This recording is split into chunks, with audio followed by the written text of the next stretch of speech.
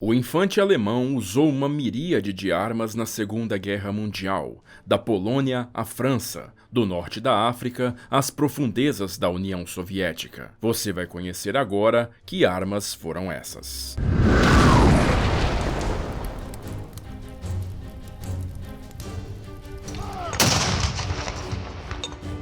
As diferenças entre o exército alemão que iniciou a Segunda Guerra Mundial com a invasão da Polônia em 1939 para a força que se rendeu ante os aliados em 1945 são notáveis, e ao mesmo tempo em que a evolução tecnológica e a própria necessidade pautaram mudanças radicais em seu formato, outros aspectos continuaram espantosamente imutáveis do começo ao fim. E no meio de todo esse furacão estava o infante alemão, também conhecido como Lanza, o jovem que marchou por numerosos países e mesmo continentes distantes, enfrentando uma resistência gradualmente crescente que por fim obliterou-lhe qualquer chance de vitória no campo de batalha. O que inicialmente deveria ser uma ofensiva rápida e localizada para unificar o território alemão às custas da Polônia, rapidamente evoluiu para um conflito global com as potências coloniais da Inglaterra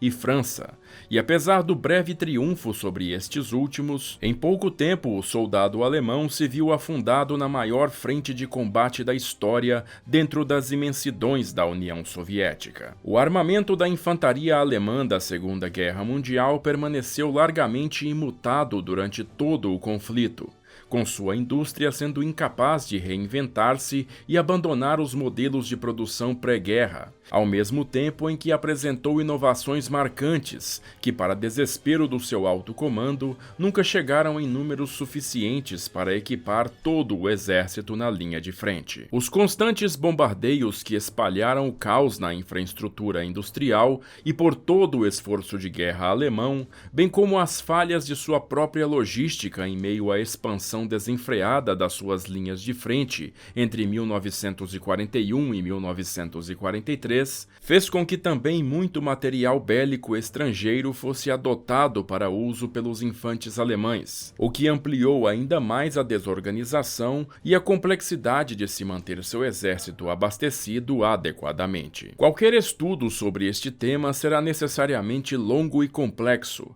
mas iniciaremos com uma revisão das armas mais clássicas e difundidas utilizadas pelo soldado de infantaria alemão da Segunda Guerra Mundial. E não há qualquer outro ponto de partida mais adequado do que o seu fuzil padrão de infantaria, o conhecido Mauser K98K. Uma arma que tem suas origens traçadas até o Gewehr 1898, daí o 98 da sua nomenclatura, foi na verdade uma sucessora direta da carabina 98B, introduzida pelo exército alemão em 1923. Apesar do nome, a arma sempre foi um fuzil de alta potência e nunca uma carabina, e só foi batizada assim para circundar as restrições de armamentos impostas pelo Tratado de Versalhes. Como era um fuzil mais curto que a versão 98B, recebeu o sufixo K minúsculo, do alemão Kurz, ou curto. Usava um aperfeiçoado mecanismo de ferrolho, que disparava um clipe de 5 munições no calibre 7,92 por 57 mm Mauser, e apresentava precisão de até 500 metros com miras tradicionais e 1000 metros com miras telescópicas de ampliação 8 vezes. O K98K foi adotado oficialmente pelo Terceiro Reich em 21 de junho de 1935,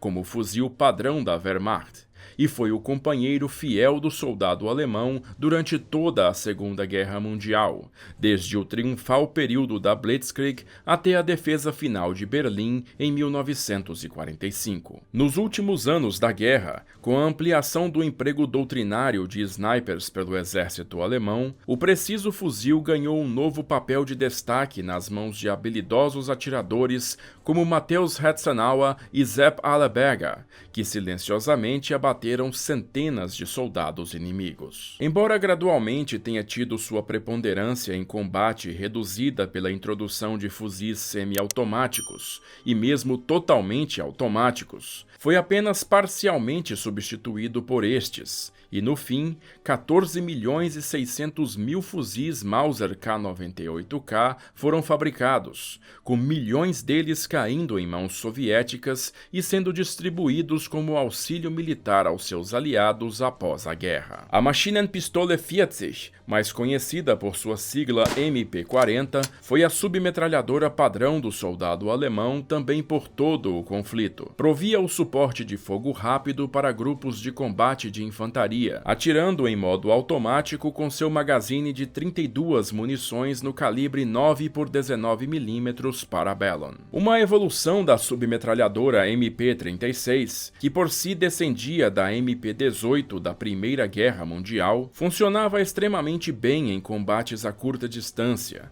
provendo volumosa rajada de fogo que destruía facilmente posições fixas inimigas. Era uma favorita das tropas paraquedistas e por tripulações de blindados, que as usavam para repelir ataques inimigos contra sua posição. A MP-40 disparava apenas em modo automático, mas sua relativamente baixa cadência de tiro permitia até mesmo disparos únicos por um soldado com bom controle do gatilho. Projetada com preocupações econômicas em mente, tinha boa parte de sua constituição integrada por peças estampadas, reduzindo assim o uso de usinagem na fabricação. Embora fosse uma arma considerada confiável, tinha no seu magazine seu maior ponto fraco. O sistema de alimentação simples do magazine, ao contrário do utilizado na submetralhadora Thompson norte-americana, gerava um atrito excessivo nas últimas munições armazenadas, que gradualmente subiam para serem alimentadas na arma. Esse problema causava eventuais falhas na alimentação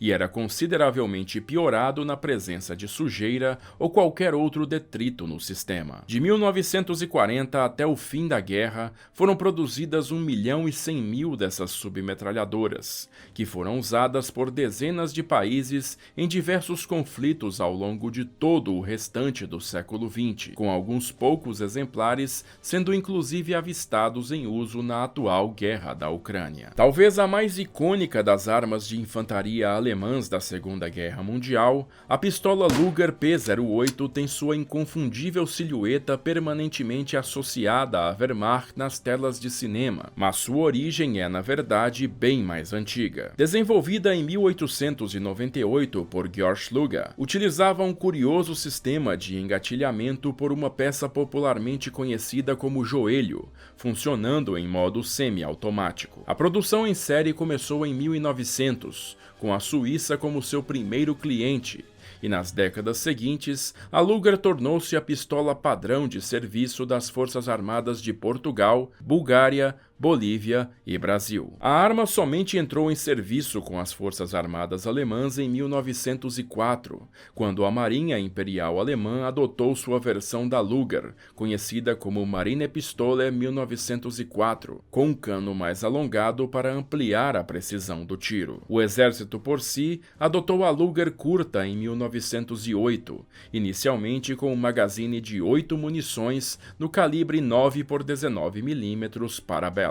Amplamente usada pelos alemães na Primeira Guerra Mundial, a pistola teve 170.000 unidades fabricadas por ordem do Kaiser Wilhelm II, e durante a República de Weimar, a Deutsche Waffen- und Munitionsfabriken, ou DWM, manteve a sua linha de montagem a pleno vapor para atender às demandas de forças policiais internas e estrangeiras. Ao longo dos anos 30, o alto comando da Wehrmacht gradualmente começou a reconhecer a obsolescência da arma e procurou substituí-la por modelos mais modernos, mas sua produção, que deveria ter sido encerrada em 1938, acabou sendo prorrogada para atender às urgentes necessidades do do esforço de guerra, com a última Luger somente saindo da linha de montagem em dezembro de 1943. Mas, surpreendentemente, no imediato pós-guerra, a Mauser reiniciou sua linha de produção da Luger, sob ordens das autoridades de ocupação francesa, para fornecer pistolas para as forças policiais da França, e em 1946 os franceses levaram todo o maquinário de produção da pistola para o seu país, continuando lá a produção de mais alguns milhares de armas. Até o fim da produção em 1953, estima-se que cerca de 3 milhões de Lugers tenham sido produzidas. Outra curiosa pistola ainda a chegar às mãos dos soldados alemães na Segunda Guerra Mundial foi a famosa Mauser C-96, popularmente conhecida como cabo de vassoura por conta de sua característica empunhadura de madeira. Projetada em 1896, foi a primeira pistola semiautomática de combate e apresentava um insólito magazine fixo embutido no corpo da arma, que recebia a alimentação de um clipe de 10 munições no calibre 7,63 por 25 mm Mauser, a mais potente e veloz munição de pistola comercialmente disponível na época. Seu longo cano conferia-lhe o alcance efetivo de fogo de 200 metros, e quando usada com sua coronha de madeira para apoiar no ombro, uma peça que também servia de coldre rígido para a C-96,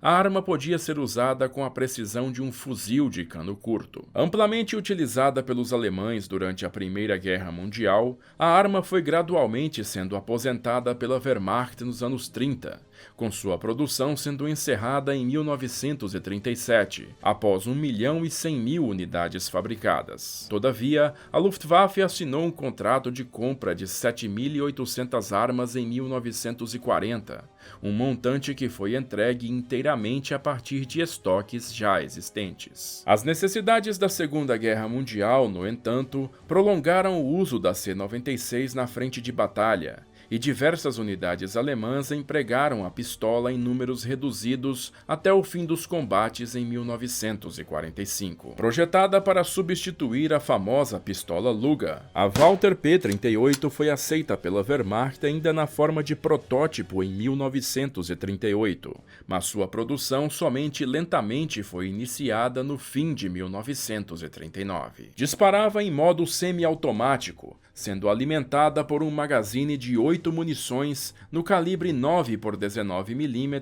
Parabellum, e apresentava um conjunto de características técnicas inovadoras, utilizadas até hoje em pistolas civis e militares como a Beretta 92. Durante a Segunda Guerra Mundial, a arma foi manufaturada por 3 fábricas, e a P-38 passou a dividir com a Luger o posto de arma pessoal de preferência dos oficiais alemães, com 1.277.680 exemplares sendo fabricados até a rendição alemã em 1945. Logo após o fim do conflito, entretanto, os franceses ordenaram o reinício da fabricação, com mais milhares de exemplares sendo montados até 1946. Somente em 1957 a Walther ressuscitou a arma com a nova versão P1, que foi amplamente empregada pelas Forças Armadas da Alemanha Ocidental durante décadas, tendo sua produção somente encerrada no ano 2000. O fuzil semiautomático Gewehr G43 representou a maior tentativa alemã em substituir o Mauser K98K de ferrolho como fuzil padrão de sua infantaria durante a Segunda Guerra Mundial. O final dos anos 30 trouxe consigo o inevitável passo tecnológico que introduziu os fuzis semiautomáticos em produção, com destaque para o revolucionário M1 Garand norte-americano. Os alemães buscaram atingir esse objetivo encomendando a Mauser e a Walther protótipos dessa arma, que resultaram no complexo fuzil G41. Sua produção foi aprovada, mas os resultados dos seus testes em combate foram extremamente desanimadores, com a arma apresentando diversos travamentos. Mas com o início da Operação Barbarossa, a invasão alemã da União Soviética em junho de 1941, diversos exemplares do fuzil semiautomático soviético SVT-40 caíram em mãos alemãs, e foram enviados para avaliação na Alemanha. Os testes mostraram que o fuzil soviético usava um sistema de pistão a gás de curso curto, extremamente simples, e tal sistema foi copiado e adaptado para uso no fuzil alemão, resultando no modelo G43, que entrou em produção em 1943. Usando um magazine de 10 munições no calibre 7,92 por 57 mm Mauser, o G43 apresentava alcance efetivo de tiro de 500 metros, que era ampliado para 800 metros quando acoplado a uma luneta ZF4 de magnificação 4 vezes para snipers. Embora uma arma apreciada pelas tropas, o momento em que entrou em produção já era desesperador para a Alemanha, e o G43 nunca conseguiu substituir o fuzil de ferrolho Mauser, apresentando ao final da guerra, em 1945, um número de produção de 402.713 exemplares. Após a guerra, o G43 ainda permaneceu em uso durante muitos anos com a Tchecoslováquia, bem como com as tropas de fronteira e polícia da Alemanha Oriental. E no Brasil, uma versão local chegou a ser produzida pela Imbel, sob a nomenclatura M954 Mosquetão, entre 1954 e 1964. O Fallschirmjägergewehr 42, mais conhecido pela sigla FG-42, foi um fuzil de batalha automático, introduzido em 1942 para uso pelos paraquedistas alemães em combate, sendo considerado um dos designs de armas mais avançados da Segunda Guerra Mundial. O FG-42 combinava as características e poder de fogo de uma metralhadora leve, disparando em modo automático, num corpo mais leve e um pouco mais curto que o fuzil padrão da infantaria, o Mauser K98K, usando a mesma munição deste, o calibre 7,92 por 57 mm Mauser. Apresentando boa precisão, com alcance efetivo de tiro de 600 metros, era, entretanto, uma arma longe de perfeita. Seu magazine de 20 munições, encaixado na lateral, tendia a desbalancear a arma,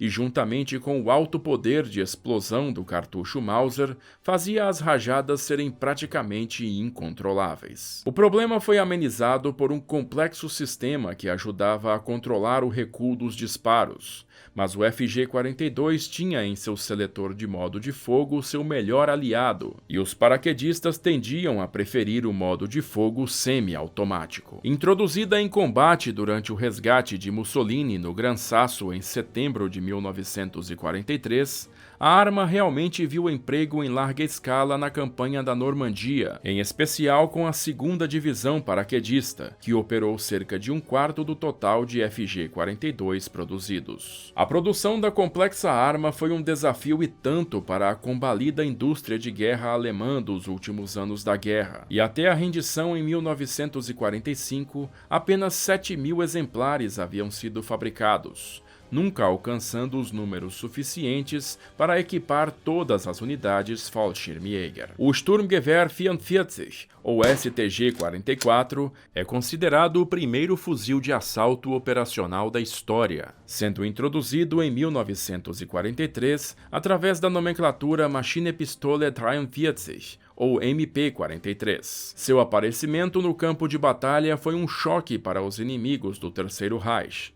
pois pela primeira vez, um fuzil de infantaria conseguia fazer rajadas precisas em modo automático. Isso se devia à arma utilizar uma munição com potência reduzida, no calibre 7,92 por 33 mm Kurs, o que reduzia drasticamente o recuo dos disparos. Com um magazine curvado de 30 munições, o STG-44 tinha precisão máxima de 300 metros em fogo automático e 600 metros em modo semi-automático. Essa capacidade era ideal para ampliar o poder defensivo das pequenas unidades de infantaria alemãs em combate na frente leste, que na fase final da guerra enfrentavam frequentes ataques soviéticos, conseguindo com ela cobrar um preço bem mais alto do Exército Vermelho. Sua produção foi extremamente desafiadora devido à sua complexidade e custo, mas prioridade máxima foi dada para a arma e, no fim, 425.960 277 exemplares haviam sido fabricados. O STG-44 foi distribuído prioritariamente para unidades de elite da Waffen-SS e do exército alemão, principalmente na Frente Leste, mas chegou em números representativos aos combates na Frente Oeste em fins de 1944, com alguns exemplares até mesmo sendo distribuídos para as tropas alemãs que defendiam o norte da Itália. Após a guerra, o fuzil foi avaliado pelos russos, e a apresentação do lendário AK-47 apenas 2 anos após o fim do conflito levantou um interminável debate sobre o grau de inspiração que a arma soviética tomou do original alemão. E aí, você quer que a gente continue essa lista das armas alemãs, com as granadas, metralhadoras, morteiros e lança-chamas? É só dizer aí na seção de comentários. E aí, gostou do nosso conteúdo? Se você quer que a Sala de Guerra continue produzindo esses vídeos, considere colaborar conosco. Você pode nos ajudar mandando um Pix pra gente ou então na nossa campanha lá no Apoia-se, onde você vai ter acesso ao nosso grupo exclusivo do WhatsApp e ter seu nome exibido aqui nos vídeos. O link tá bem aqui na descrição. Bom, se você gostou desse vídeo, não esquece de compartilhar ele com seus amigos, também dá um joinha pra gente e se inscreve aí na Sala de Guerra para não perder mais nada. Eu vou ficando por aqui, agradeço novamente a sua audiência e aquele abraço da Sala de Guerra.